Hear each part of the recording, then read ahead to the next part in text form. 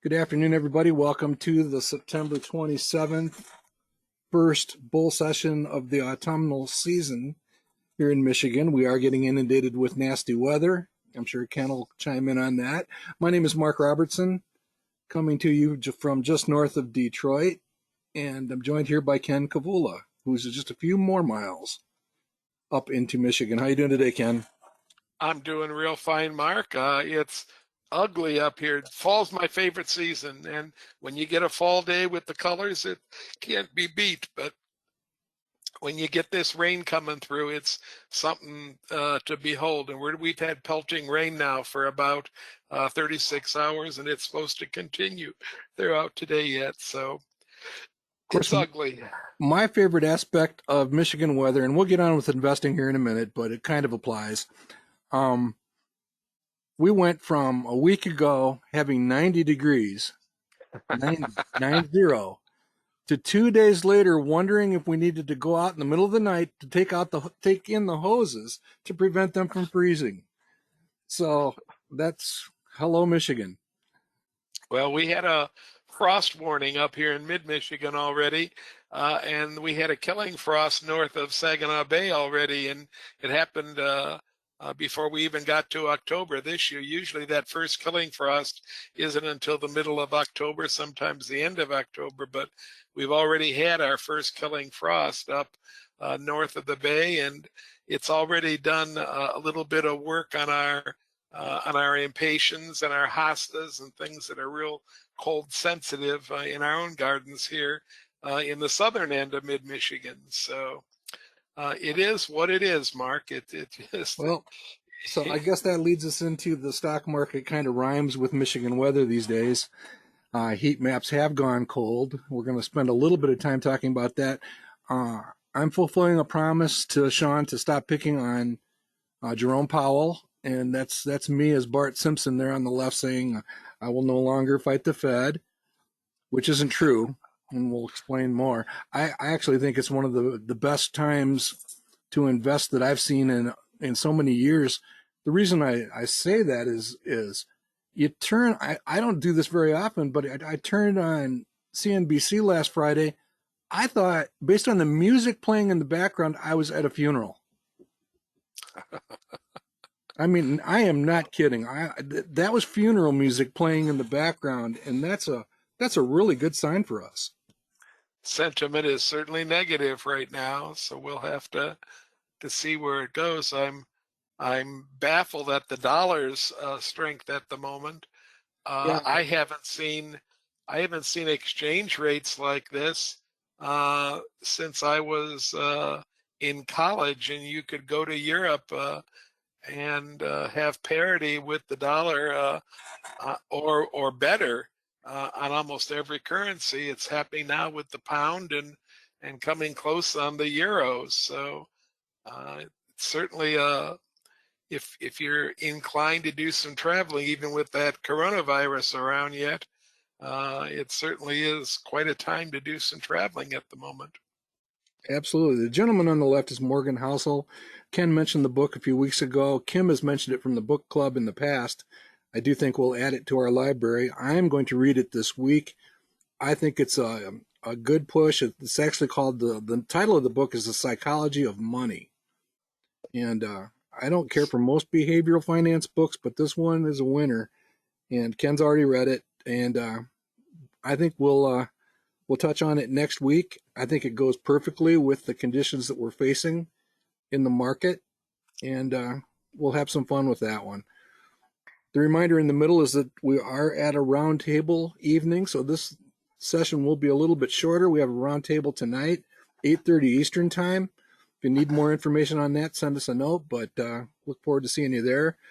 The cloudy gentleman on the right is Charlie Munder, and I generally try to cut back on Charlie-isms because we've talked about them a lot in the past, but I think we're going to roll through a few of them here. We're going to look at one specific thing that he has said fairly recently, and then we are going to continue our best small company quest for next year.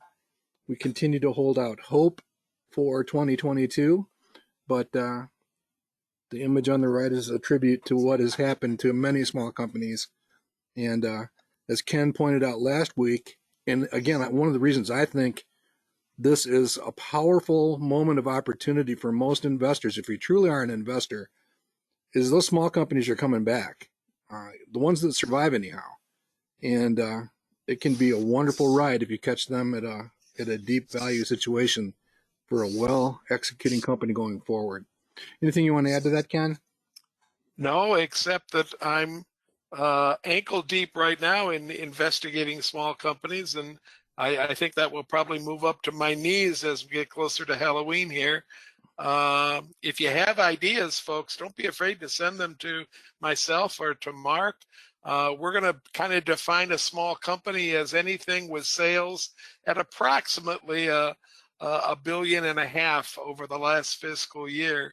And we'll be open to some that are have a little bit higher sales than that, and some with a little bit less robust growth.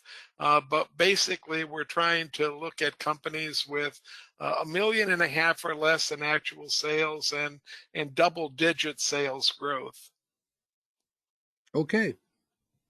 Let's go ahead. We'll cover that again here in a few minutes just so you understand what we're talking about.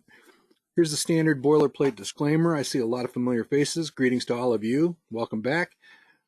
No investment recommendation is intended. This is all about an educational demonstration by illustration and demonstration. Yes, I said that twice. We're basically taking the lessons learned over the last 8 decades and sharing them, the lessons specifically learned by the modern investment club movement with respect to how they discover and analyze an investment opportunity. So you're going to hear opinions from us, our own interpretations to some extent. Please do your own homework and make your own decision when it comes to actually taking a position in something. We will be talking about real companies in real time. If we own a company, we'll try to remember to point that out. As we said, the roundtable is tonight. We'll probably be down to a skeleton crew tonight, thanks to the fact that Cy is herding cats in Utah. And so we'll probably fill in with as best we can. Hugh has indicated that he may be there, so we'll try to do that. If you'd like a reminder about that particular monthly webcast, which has now been operating since 2010, please send an email to ncavula1@comcast.net. And likewise, if you have any comments, questions, or would like copies of the slides, our 2 email addresses are down at the bottom. I don't think we're going to get to as much mailbag as I'd hoped for, Ken, just because I've been a little bit swamped, but the mailbag is fairly full, and I think we'll tackle it next week along with Morgan Housel. This isn't the only thing you do with your life, Mark? Nope. Okay. All right, here's a quick look at where we're at in the market. The Jackson Abyss continues to take shape. That green bar will be locked in this weekend, and we'll start the December quarter. That green bar is a quarterly bar, simply characterizing the stock market as measured by the value line arithmetic average. We know that stock prices fluctuate. Therefore, we also know that forward-looking forecasts also fluctuate. That's what the red dots are, that red bouncing ball. And again, from the high forecast that you see during those calamitous market moments down to an average somewhere in that 8 to 10 range, which is more frequent, more typical. And you'll find most of those dots actually fall between, I would say, 8 and 12%. Interesting exchange, Mark, on one of the programs this morning where the guest kept referring to the Jackson problem, and finally the person asking the questions, the hired guy, the talking head, says, just to be sure for our audience, you are referring to the Jackson Hole problem and not the Jackson, Mississippi problem, right? So they had a little bit of a come together moment and then went on with their discussion. But we have to remember that there's 2 Jacksons in the news a lot of times right now, with really serious problems. Yeah, and in fact, after our show last week or the week before, Josh Brown and the group that gathers at Ritholtz The language used there is definitely not suitable for work, but boy, it was Josh Brown ever agreeing with me or me agreeing with him about it's one thing to jack up rates like this. It's another thing to do it as an overreaction to something that you delayed doing and should have been doing a long time ago. And I just said that without any of the four-letter words. So, yeah, that's where we find ourselves. You just have to accept it, live with it. We're now in an across-the-board bear market, and I I also find it ingenuous, Mark, when we have some of the people that voted to increase the money supply by 40%, the largest increase in money supply since World War II. People that voted for that now coming down hard on Mr. Powell's head and putting all the blame right on top of him. I think that there were a number of participants in helping inflation rear its ugly head, and it didn't all come from the uh, reluctance of the Fed to begin to raise interest rates. I think we owe a lot of it to the fact that we just poured money into a zero interest economy, and that helped do a lot of what's happening right now. yeah, and just to be clear, and it's the last thing I'll say about it, when I'm referring to Powell or Jay Powell or Powell, it's a team effort, and that has to be remembered also. There's plenty of blame to go around. Um, let's go ahead and press on. There's my moment in detention, promising not to fight the Fed, but we're actually going to break that because I actually do think it's time to go shopping hard. And the theme that I always come back to in moments like this is I can so specifically remember it like it was yesterday. You know, Ken Janke, he was the president and ultimately the chair of the National Association of Investors. Walk into his office and he would be talking about having bought something a few weeks before that, and the price had actually crumbled and people were grumbling and gritting their teeth about the market, and he would just rub his hands together and say, "Good, I think of this as an accumulation opportunity." And so I think this is an accumulation opportunity, everybody, and just find some good stuff to take that chance on being in a very celebratory mood 5 years from now, if you're in it for 5 years. So I don't know, Ken, is that outlandish thinking on my part? I think it's what has happened in every single large market downturn that I've been privy to living through, and I've lived through enough of them right now to understand that while they feel terrible and you get these feelings that you'd love just to sell everything and sit on a pile of cash, that is the ultimate dumb move to make, and you just have to. I It's one of the reasons why I appreciated Housel's book so much, Mark, because he gave me food for thought, because I was thinking about doing some of the exact things that he labeled as typical human behavior.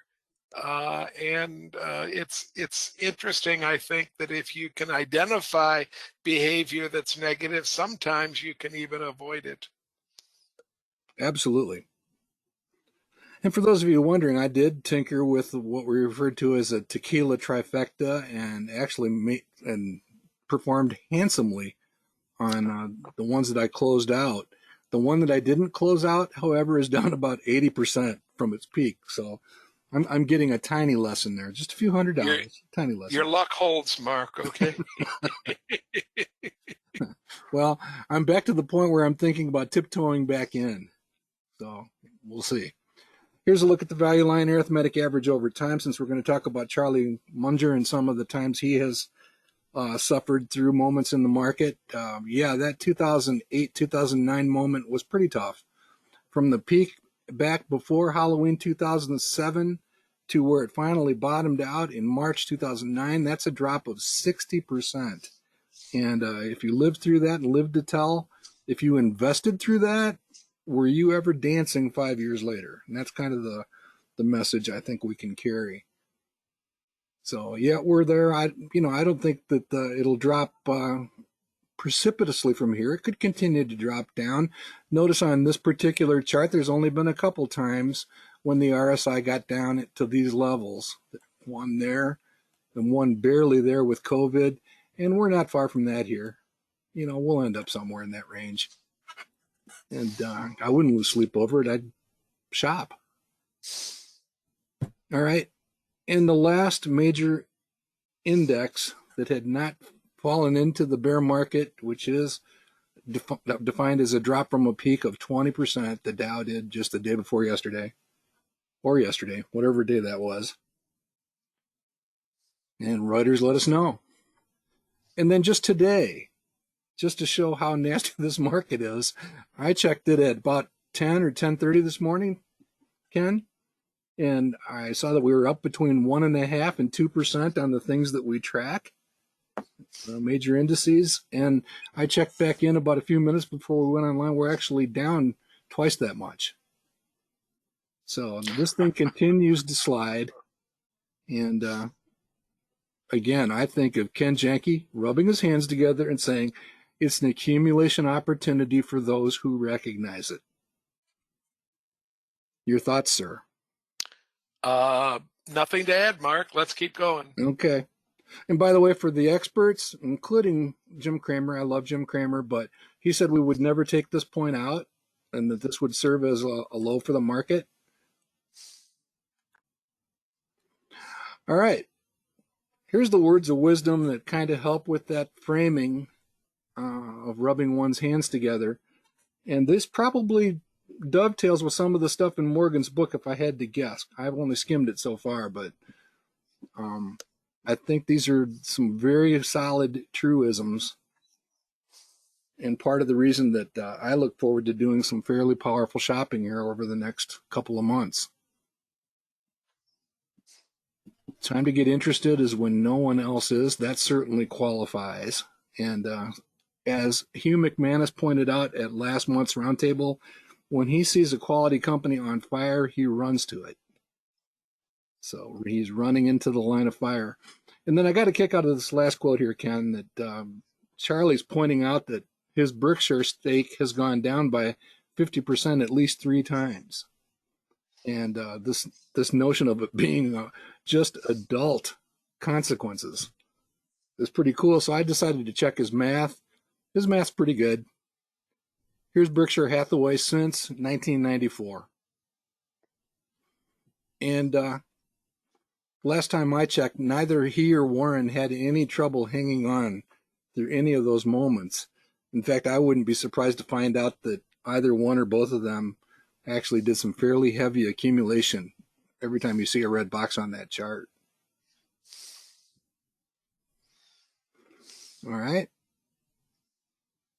We'll keep pressing on. This is something we'll probably cover in the future. If you want to get more from Charlie, there's a book out there called Poor Charlie's Almanac.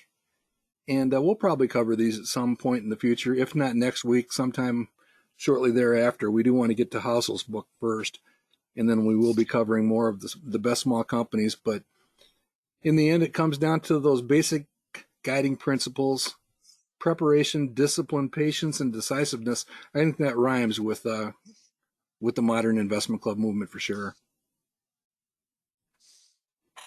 All right, so we'll come back and visit a few of those, I think. Anything you want to add to that, Ken? Nope. So moving right along, here's an update on the Groundhog. It continues to be ugly. Herb Lemkool has slipped back into the lead, and look at number 3 there, Ken, and Kurt. Well, a lot of good, clean fun. It's real nice to know two very fine investors are sitting up near the top. It goes to show that sometimes you just have to throw away some of the orthodoxy that you think is true, and stay with really good common sense investing. And that's where Herb and Kurt both came from this year in their choices of their portfolios. I'm distressed to see the monkey is still on here. At least he's no longer beating the market. So that's Oh, I hadn't seen that. I feel good about that. Okay, but top 40 size almost pushed through to the top 40. So we'll see what happens. We have a quarter yet to go, and a quarter plus a month. So let's see how the whole thing winds its way out at the end of January.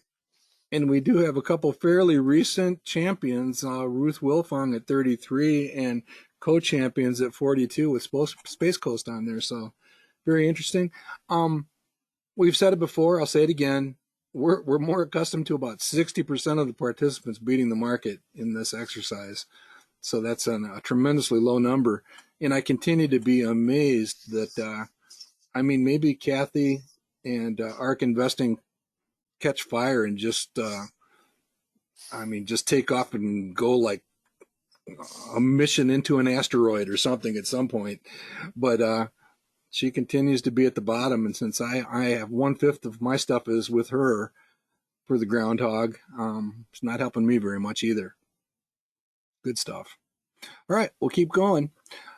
All right, here's the best small companies. Nothing major to report other than with the Dow being under the bear market lines, so is the Wilshire 5000 and the Russell 2000 growth. Just to make the point that it's been a real mudslinging year when it comes to trying to make progress in the smaller companies.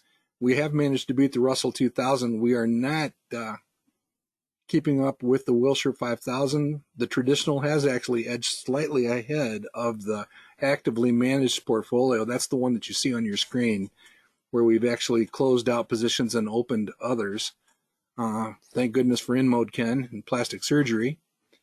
But the point to be made is that benchmark return for anything that was started, a position that was started last Halloween, anything started back then is down 22%, as is shown here. I think it'll be really interesting, Mark, for us to go over this list looking for candidates for next year's list. Many times a company will stay on the best list for 2 or 3 years. So I think it'll be very interesting going through this list. And I wouldn't toss out the ones that we sold off either. I'd give them a complete go through again and a complete second chance to, I want to have real good reasons why we're keeping them out of the mix. And I still think there's some extremely interesting investments on this list. And I still think it's a list full of ideas. Not as many great ideas as I thought we were going to show 10 months ago, or 11 months ago, but still, I think there's some things that anybody could benefit from by looking at the whole list. Yeah, and in that spirit, we didn't rehearse this, audience. This is truly just coming as it happens. Green Brick actually shows up on one of my small company screens. So that's a contender to come back for sure, as does MetaFast.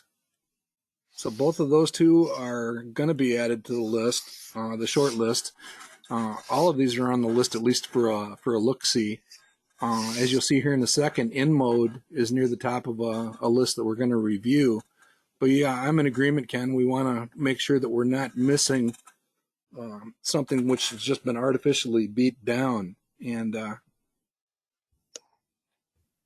have some fun. Green Brick has actually outperformed the market, and it's a good candidate for further study for inclusion. I'll tell you, Mark, I was reviewing some of the work that Ross, give me Ross's last name, Meredith. the bank guy, Ross Meredith, thank you, that Ross Meredith had done for Better Investing, and he had a different way of valuing small, medium, and large banks, and it wasn't necessarily as straightforward as the looking at the sales the way that we do in all the other non-asset based companies.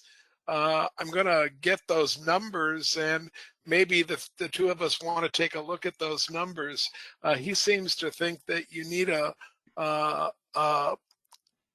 little bit more asset based before you become a medium bank than just that 1 billion or 1,500,000. And he gave some rules and regulations. They're not set in stone by any means, but I think it's worth our taking a look at it and maybe giving a little bit different designation to what constitute a small asset-based company. Yeah, I think that'd be a worthy exercise because, as the audience probably knows, uh, when Fortune did this list, or when Forbes did the list, they excluded any asset-based companies from the list, and Right. we try to add them. It is not easy to come up with a double-digit growth asset-based company, and I think that's kind of what you're getting at, Ken. Maybe we Yeah. do need Yeah. an asterisk consideration for a really solid company that just doesn't have quite the same growth characteristics, but still should qualify as a relatively small company. Yeah. All right. Here's a quick look at one of the companies that is on our list that has performed extremely well. Um, and Ken mentioned Max Linear. And I don't know, when you were talking about Max Linear last week, was that under the assumption that they acquire Silicon Motion?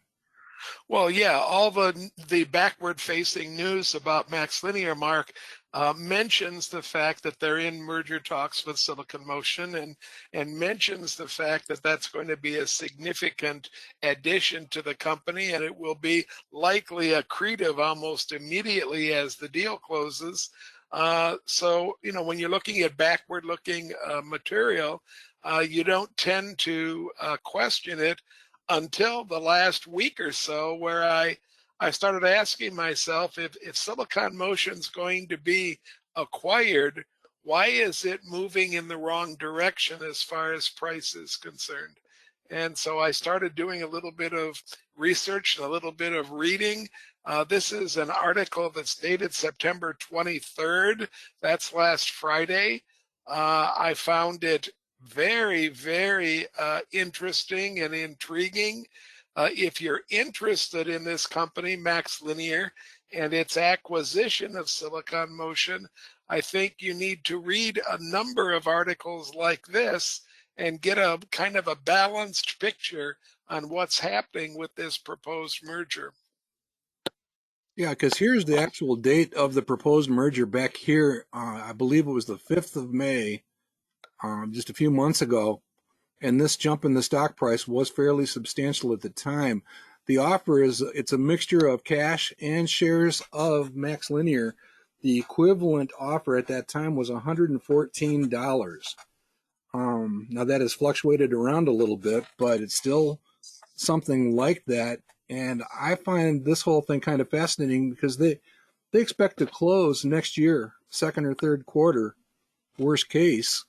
Um, this thing is completely showing all the signs of a marketplace betting against the merger, and it's bizarre. I mean, it's still outperforming the market. Keep in mind that Silicon Motion is right up here at the top of our list for outperformance. Um, so even though this picture looks like this, that's outperforming the market by a considerable margin. But it's kind of bottomed out at some fairly nasty oversold zone here over the last month or so. It's a bizarre picture. I mean, the arbitrage situation here is like something I've not seen much of in several years. All right. Anything else on that, Ken? Well, no, except that Silicon Motion was originally formed itself uh, from the merger of a California company and a Taiwanese company. So it has offshore relations in its genealogical history. And you mentioned Taiwan, and right now, China seems to bristle every time the word is even mentioned in anything associated with the U.S. So there's a lot of speculation that some of this might have to do with the current politics between China and Taiwan. China has to okay this merger. Why? I'm not quite sure. I haven't found that out yet. But I'm looking as to why China has to enter into the deal in the first place. But China's not doing anything negative. It's just not doing anything right now. It's sort of like I mentioned to Mark before the session started. It's sort of like the president using a pocket veto. You don't have to talk about something you don't like if it's near the end of a congressional session. You can just not sign it, just ignore it. And if the session ends without the bill being signed, essentially it's been vetoed. Same thing's going on here. There are deadlines, and when those deadlines aren't met, they're enough to kill parts or all of the deal. And China's just sitting there right now. It has a history of doing that Hmm. in the most recent year with another merger. So it'll be, for those of you that are counting on this merger going through, I think you need to look at that graph that Mark just showed you and think about what might happen if the merger falls completely apart. Right now, the stock is about 20% above the market. Will it stay above the market if in a month's time there's an announcement that the deal is over? Well, What will it do? well, Ken, Uh, I can, Interesting question. I can quench all the mystery on this. Okay, I'm waiting with bated breath, Mark. All I got to do to dramatically raise the price of Silicon Motion is for us to close out this position. Okay. If I Well, then close in that this case, out, in fact, if you're a shareholder in Silicon Motion and you'd like me to do that, and you're willing to share in the proceeds, and I'm kidding again, well, SEC. I thought you were going to just suggest that you buy 2 shares. That's all. Oh, if I buy them, we'll get the opposite effect. If you buy them, the If it'll if close. I The deal buy will them, the deal close. falls apart and the stock price goes to 40. Oh, okay. But if I take them off this board at the current level, that price will be 120 within a week. Well, Just let's kidding. All let's right, just continue. Okay. moving on. We do have a lot of work to do before 8:30 tonight. All right, we're back to releasing the hounds. Here's some of the companies we talked about last week, and we're just basically building a shopping list between now and Halloween. And these are companies that Ken and I mentioned last week. They're ranked by their current manifest ranking, and some pretty good numbers there. There's companies that are a threat to end up on that list. There's one company here that's probably a little bit large, and we might be wrestling in the mud over whether or not that's too much. At least the growth rate is 12.5. You have a hard and fast limit on that upper limit on annual sales, Ken? I think I'd become a little bit antsy at 2 billion, Mark. So, Okay, all right. I if this were 1.8, I think we should wrestle around. But we at some point, that our tendency is to always give things a pass, and if we keep passing, we're going to end up with companies that are selling 5 billion or 7 billion pretty, in another couple years. So. Uh, I think our discipline to hold it, somewhere around 1.5 or below is probably a good instinct. All right, so I'll put together my case for anything if I try to push it up above that. Just as a reminder, we don't believe in cap as a way to measure this. We believe in again either the revenues or the growth rate of the company, not the market cap. That's how you end up with shopping in a minefield of distressed merchandise if you're not careful. But these are some pretty good companies to look at. So with that in mind, I did release the hounds a little bit and chased down this particular article, just to see what 20 companies this gentleman, this is from Twitter, actually came up with. Here was the criteria that they used, and it's pretty solid criteria. They want financial strength, they want earnings per share stability and relative position. Excellent capital allocation. Again, that comes right down to projected return on value and ROIC, all that kind of stuff, subjects that we'll be talking about as we go forward here. And it's always good to have a field of opportunity and, again, get rewarded for the results that are achieved on the operating side with good stock prices. So that's kind of what these guys used. I'll probably apply this across the Y-Charts database in addition to Solomon in future weeks, but next week we'll probably be catching up with filling in some of the small companies that are on uncovered in our fund and exchange traded fund coverage. So here's the 20 companies. It's a little bit short of 20 because some of them are very, I'll just say very foreign and very privately held, and in some cases seem privately held to the point where probably can't even buy some shares. But this is these are the ones that actually survived the list, and they are sorted from highest manifest rank down to lowest, and some fairly interesting names on here. Notice that current resident that Ken added just a few weeks ago, a couple months ago now, InMode is on here. And former resident, is Wingstop on this year's list? I don't know, Mark. I Wings, don't think so. Wingstop was one of our better performers either 2 years ago or 3 years ago.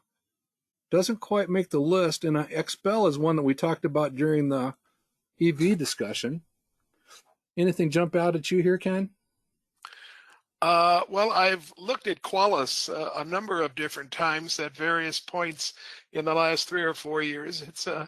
It's an interesting company. It doesn't have the consistency of a lot of software companies, but it certainly makes some interesting products, and that's that QLYS right about in the middle of the list right there. And that's the only one, Mark, that I'm really familiar with.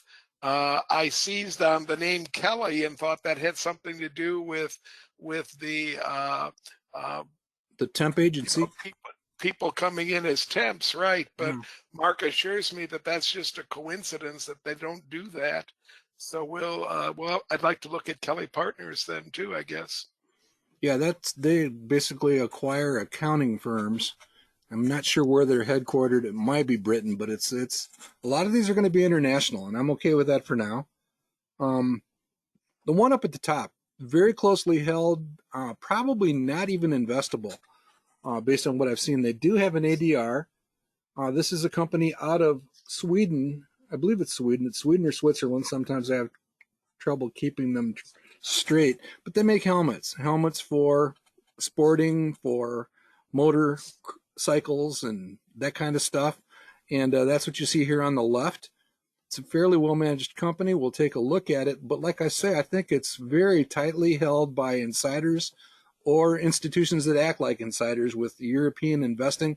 You have to keep in mind that a lot of the investing in Europe is done by institutions and blocks that can be quite long-term holders of companies like this. So you have to kind of watch for that.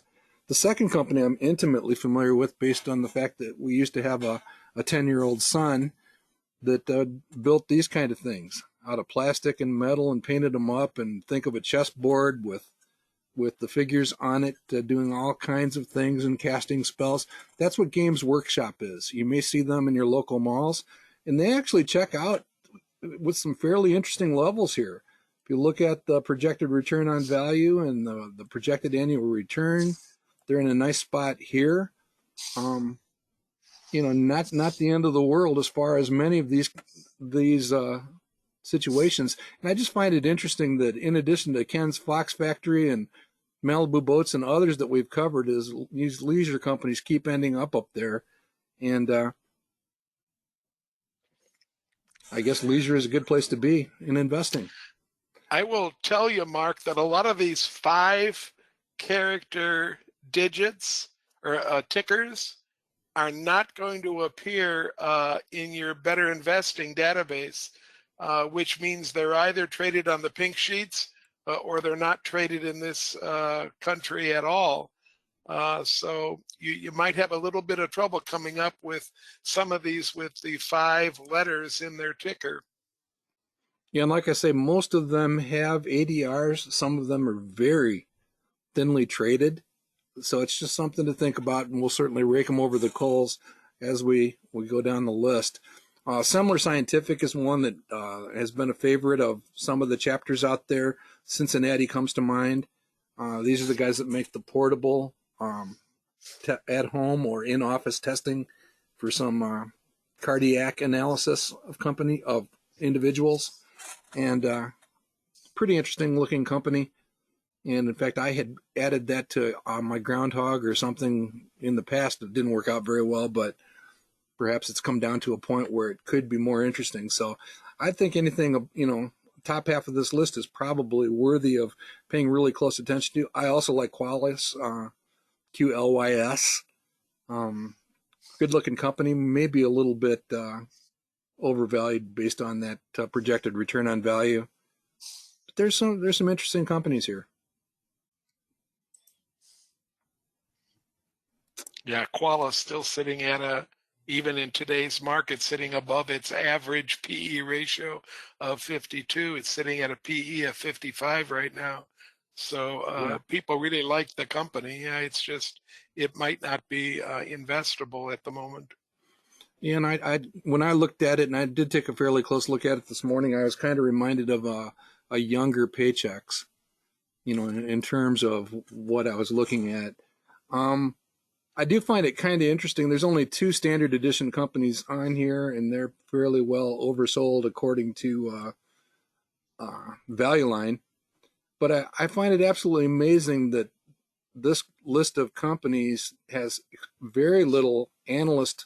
Again, keep in mind this is analyst consensus, so these are generally pretty much all filled in, and yet we have Morningstar with coverage on all of these. Now, some of it's algorithm-based coverage, but interesting that Morningstar is rendering an opinion on all of these, and some of them fairly obscure companies.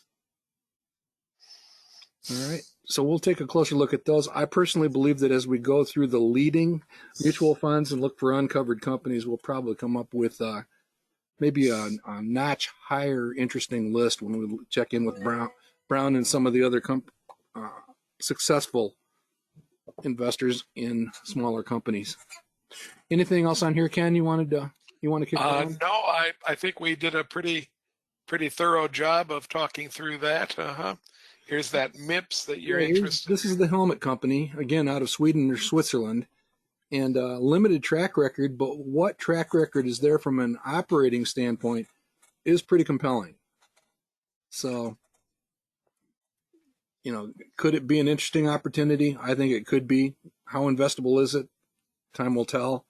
But you look down here and you see Morningstar checking in with a 60% price to fair value, and the analyst consensus is even stronger, thinking that it's fairly deeply discounted. And certainly the trends that are in place there are pretty good. This is the other thing that you run into with smaller companies. Notice there's no quality and no par up here, obviously. But then all of this information being gone just says that with some small companies you are dealing with sometimes an uncomfortable lack of opinions and information. So, all right. So we're back to your reminder. Again, I will dig into this one for sure this week. Ken has already done it.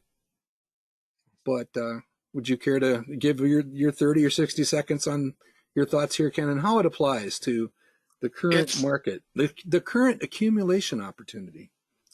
Folks, it's an easy read, and it's done chapter by chapter, with the chapters not relying too much on each other. So if you come to a chapter that you're not especially interested in, or it doesn't really ring a bell with you, you can be fairly confident to move to the next chapter without losing a whole lot of what he's thinking about. It's really a collection, in my mind at least, of essays. And I think that most of us would benefit from at least half or more of these essays, if nothing else, just to sit and ask ourselves, are we guilty of some of the things that he's talking about happening?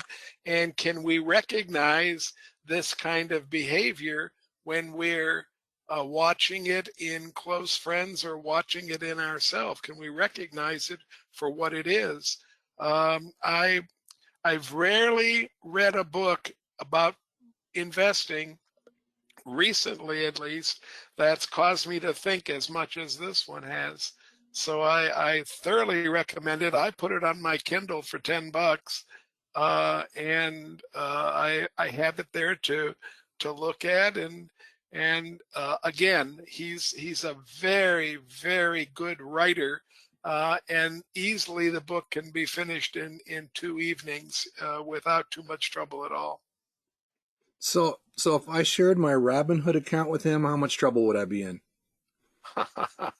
I don't know, Mark. There's a couple interesting things in my Robinhood account. That's just my playground, and good enough. All right. So with that, here's our reminder that we do archive all of these sessions and the roundtables. You can see last month's roundtables right there. This is a few days old, but please subscribe and we'll let you know whenever new content is posted. And with that, we'll leave with an autumnal picture. Phil Sudor is a volunteer and longtime community participant from the upstate New York area near Rochester, New York. And I look forward to driving through there in a few weekends on the way to a wedding out, a destination wedding. And the last time I did that, this is kind of what I saw as I was rolling through upstate New York. We just spent 4 days in Canandaigua, Ooh. which is on Lake Canandaigua, which is one of the Finger Lakes up in this very area. Canandaigua is about maybe 45 miles from Rochester, and this is very indicative of the kinds of scenery you'll see if you just want to play around in the little back roads and everything up around. We didn't see the color, obviously. It reminded us so much of the place where Natalie where she grew up and where we went to college in southeastern Ohio, the Hocking Hills. A very similar kind of terrain, very similar kind of foliage and everything else. So it's just a beautiful place to drive around in, and we stayed at a little bed and breakfast out in the country and just had ourselves a really nice time. Very cool. We'll have to do that on our way to Punxsutawney sometime soon. Well, I'm not going to stay with you in a little bed and breakfast, Mark. Okay. I wasn't talking about. Okay. Bring your wife. All right. We do need to get to a roundtable tonight. Any questions burning at this point in the ledger? Well, Mark, Matt Spielman, our friend Matt Spielman, has told us a couple things right here that you can maybe catch a very interesting interview that Morgan Housel gave to the Motley Fool. He mentions a book called The Great Depression, a diary. I've been trying to Matt to respond. There it is. The author is Benjamin Roth, and Housel says that's the best book, the best economic book ever written. That's his favorite book on economics. So just one more name, The Great Depression, a diary, and written by Benjamin Roth, R-O-T-H. So Matt is also making it clear that Roth reported everything as it happened during the Depression, and it's a great real-time walk through a time which was, let's face it, much scarier than today's problems are. Much scarier than today's problems. Okay. Matt says that Morgan also has plenty to say about Robinhood in the Motley Fool interview. So if you have definite opinions about Robinhood, you might want to look up that interview that he gave to the Motley Fool. Okay. Yeah, I'm somewhat familiar with the Motley Fool's opinions about Robinhood and basically accusing them of murder. So other than that, Mark, we stayed up pretty close to our questions and everything, and I'll talk to you tonight at the roundtable then, right? I got to go shopping for a stock for tonight. Take care, Great. everybody. Okay. Bye-bye.